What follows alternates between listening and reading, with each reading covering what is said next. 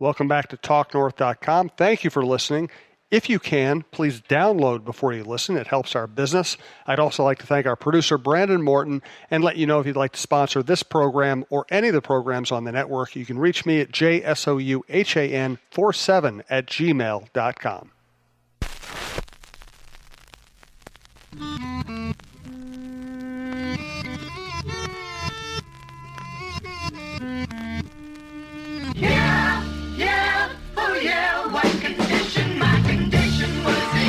Sad and interesting news from the world of baseball. We'll discuss it all with Roy Smalley. We have some great Twitter questions to get to. This is Roy Smalley's Chin Music, part of the TalkNorth.com podcast network. We are getting closer, blessedly closer to spring training. I'll be going down there, I think, the second week of March. I know Roy pines for a little sunshine, a little baseball this time of the year. Thanks to BerryCoffee.com and Tony Hoagland, your State Farm agent in Champlin, our longtime sponsors. If you'd like to advertise with us, you can reach us at talknorthpodcast@gmail.com. Thanks to our producer, Brandon Morton. Please download before you listen, and please follow us on Twitter at TalkNorthPod.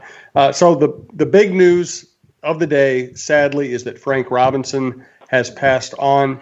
I'm sure you played against him, Roy. For me, he was just this epic figure in my young life when I fell in love with baseball mainly through the Baltimore Orioles, the great Orioles teams of Brooks and Frank Robinson, and then I got to cover Frank a little bit later in life, which is quite a different experience.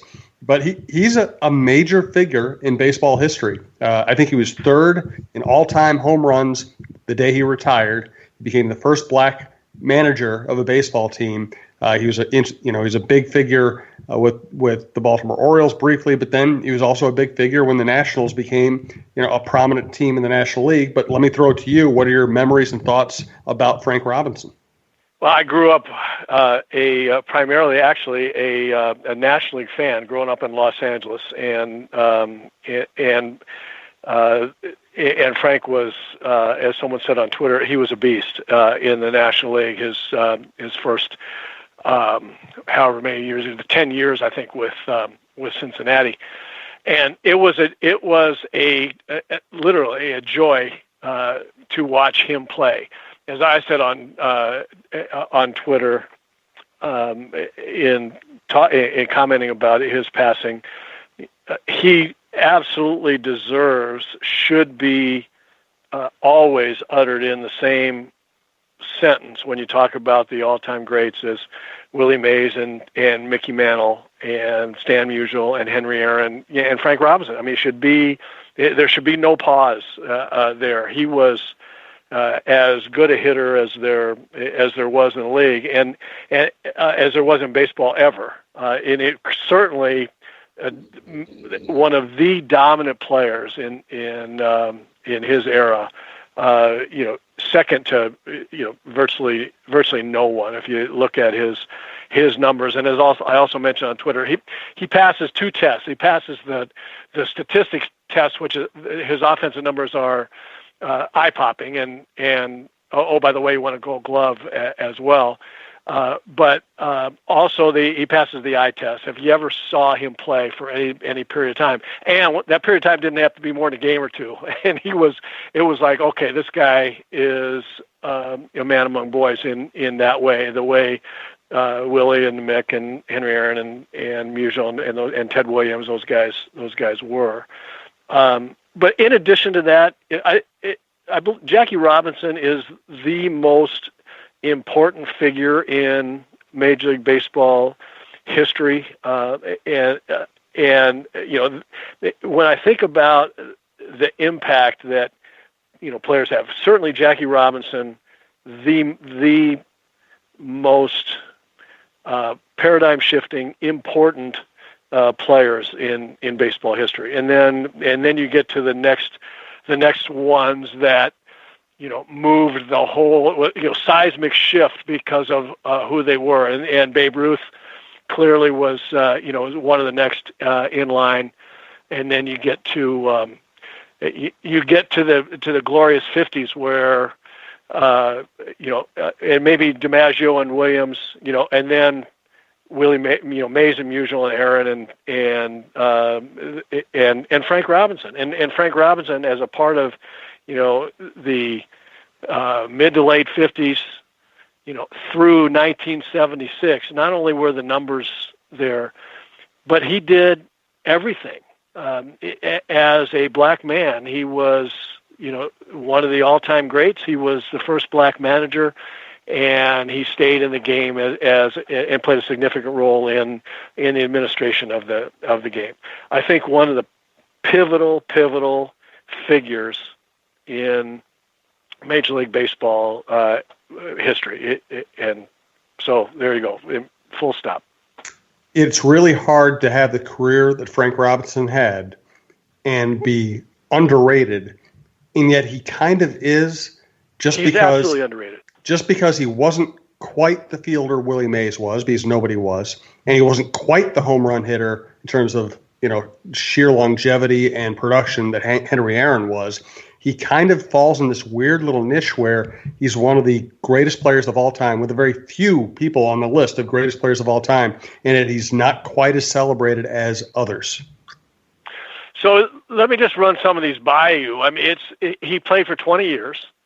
His 162-game average is 34 home runs, 105 RBIs, and 30 doubles, with an on-base plus slugging at 926. That's a 20-year average season. Who does that, right? I mean, who puts up those numbers? Only the guys that we have talked about. He did win a Gold Glove, but if you take out the last 10% of his career, he played for 16 years, and then finished up for 3 years in Cleveland, 2 in California, 1 with the LA Dodgers. But if you just take those first 16 years, 90% of his career, his on-base plus slugging percentage there was 943 in Cincinnati in 10 years in Cincinnati, and 944 in 6 years in Baltimore. I mean, it's as I said, it's eye-popping. It's astonishing. And I mean, in his average in Cincinnati, 303 batting average, 389 on base percentage, 554 slugging for 943. Baltimore hit 300 average, 401 and 543 for a 944. I mean, it's astonishing. And when you read those, you look at those numbers, you say, how is he underrated? How can he he was not a slouch as an outfielder. He won a Gold Glove. I mean, if there was a better, left, or if there was a better corner outfielder that deserved to win the Gold Glove, that's fine. That doesn't mean he would have been last in voting. I mean, he was a fine outfielder. He was truly one of the greats.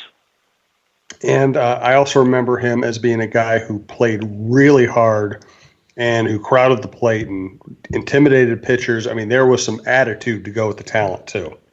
Oh, was there ever? I mean, he was a hard-nosed, hard-playing, clean guy. He stood on top of the plate a la Don Baylor in an era when pitchers routinely drilled guys, not the way it is today.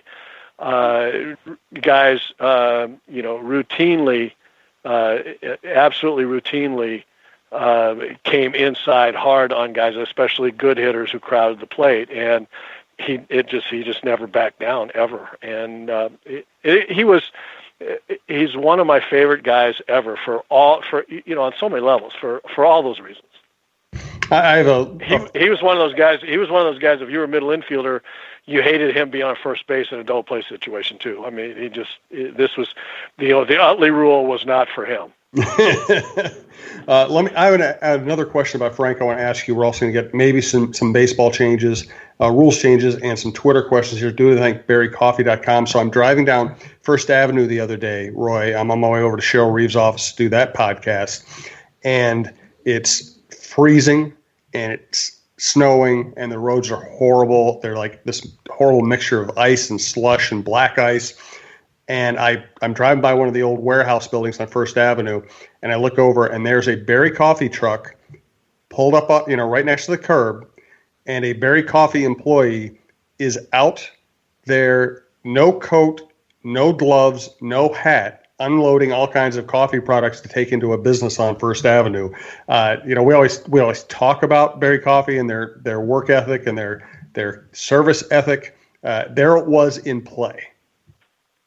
Well, absolutely, and I will tell you that the Berry Coffee service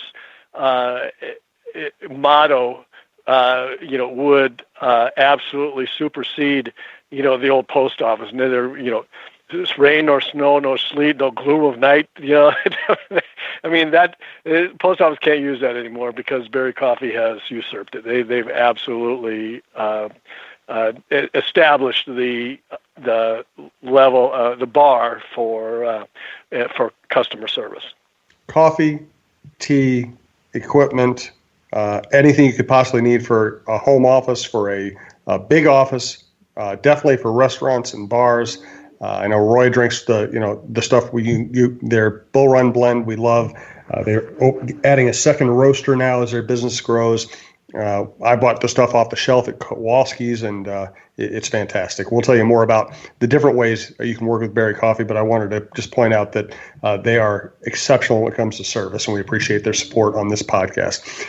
So I know you were close to Don Baylor, and Baylor came up as a young player with the Orioles. Did he and Frank overlap at all? I should have looked that up, but it just kind of popped in my head. Did he and Frank overlap a lot? Because Baylor played a lot like Frank.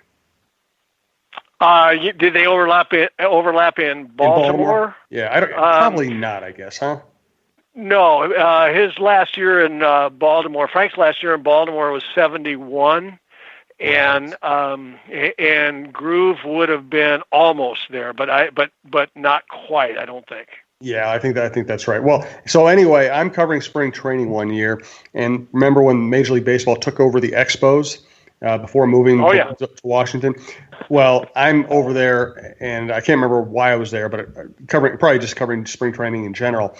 And they have this press conference where Frank Robinson is going to manage the MLB-owned Expos. And, like most press conferences, you hear about exactly what you would expect to hear, and it's not very exciting. And then I asked Frank Robinson, there aren't many people I really idolized, but he was one of them. And I'm not in the business of idolizing people in my current role. This is this is young boy idolization, and idolatry, I guess is the correct word. And I asked him, I said, Frank, you're working for MLB. They're obviously just placeholding ownership until they can sell to somebody else. And, everybody and all the other owners have influence with MLB. I mean, do they want you to win? Are they putting you in a position where they even want you to win? And it was one of those questions that there was some logical basis for it, but I was asking it to the wrong person because Frank could not comprehend anybody asking him whether he was, whether he was going to do anything other than try to win the World Series every time he walked on the field. And he basically couldn't answer it. He got so tied up. He could not grasp the concept that I was presenting to him. Yeah, that was a dangerous and courageous question to ask. Yeah, I mean it surprises me that you're still speaking after asking Frank Robinson that question. But they and I believe, if I remember correctly, they finished above 500 that year. They did. I thought they were going to be a disaster, and they were competitive. Yeah, they were really competitive, and so much of the time, and this might be. I don't know about now. In the old days, through my career, ending in '87 at least, I think generally speaking, that teams tend to take on the personality of their manager, or at least the way they play. Not too hard to figure out. It starts to mirror who the manager is, because who he is what he wants from his team, and it just doesn't surprise me that any team that that Frank was managing would be 100, would be all in every game. Now, also to his credit, one of the great things about Frank was that he said, when he first started managing, he was way too hard on players. And what I thought was interesting, I read a quote by him, he said that He was way too hard on players and probably used the wrong tone of voice a lot. And that self-realization, is pretty great.